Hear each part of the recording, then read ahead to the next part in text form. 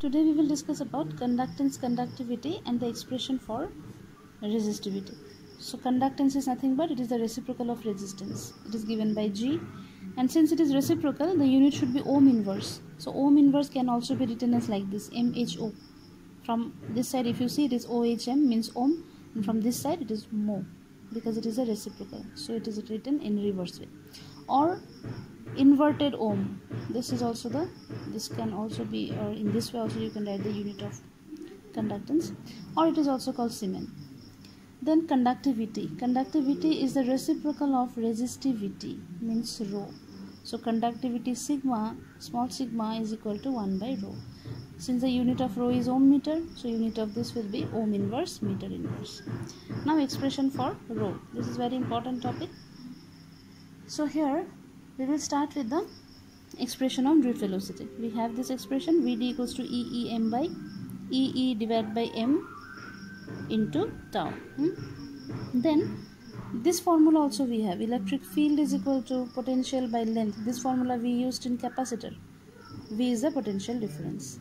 Then we have this formula also. This one we already derived. This is the equation. It is the relation between current and drift velocity. So from here NEA will remain as it is. In place of Vd we will substitute this value. In place of E we will write V by L. Then this V is taken down, I by V. This side other terms will remain. E into A, E becomes E square.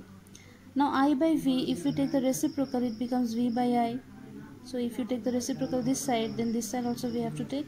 So ML will move up and the rest term, this thing will come down. Now V by I is nothing but R, because we have Ohm's law, V equals to Ri. So from that we have R here, and this is this value. Now we also know R equals to rho L by A.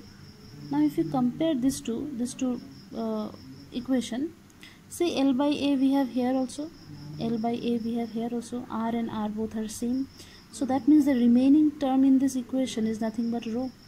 So by comparing these two, you can put like equation number 1 here, you can put equation number 2 here, and you can write comparing 1 and 2 we get rho is equals to, except this L by A, the rest value means M NE square by tau, okay. Now here one very important thing you see, that M is the mass of electron and E is the charge of electron. These two are two constant values, okay. So that means rho depends on two factors. One is tau, which is the relaxation time, and the other one is N. N is the number of free electrons present in a conductor per unit volume. You got this one while deriving this formula. Not this one, while deriving this formula. Okay, you got this one, that what is N. So if you remember, in last class I told you that the resistivity depends on two factors. One is the temperature and the other one is the nature of material. So that is the proof here. You see that N means number of free electron present in a conductor, which is nothing but the nature of the material of the conductor. So that means rho depends on the nature of the material of the conductor. Because if it is a copper conductor, then the number of electron present per unit volume will not be same with the number of electron present in an iron conductor. Okay, so that is why N is nothing but it depends on the type of conductor, and that is why rho also depends on the type of conductor. Another thing, that rho depends on two factors, as I said.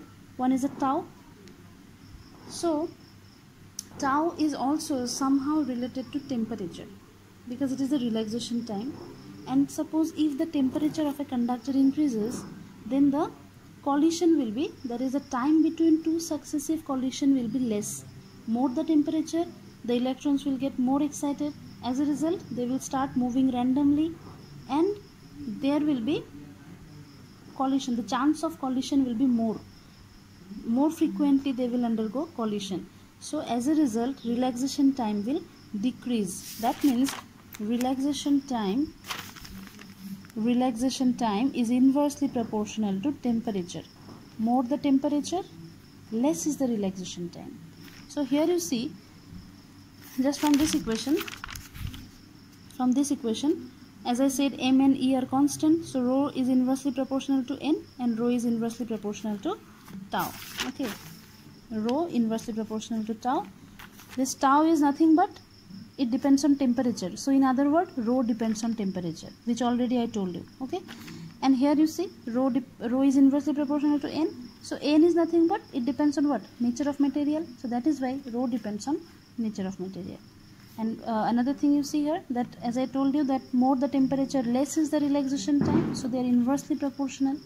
So if rho is inversely proportional to tau, if tau is inversely proportional to temperature, that means rho is directly proportional to temperature. This two, from this two equation we can say that rho is inversely proportional to relaxation time. Relaxation time is again inversely proportional to temperature. That means rho is directly proportional to temperature. Alright, so this is the dependence. This is how this rho depends on temperature. So from this equation we got, or we verified, that rho depends on two factors, temperature and nature of material.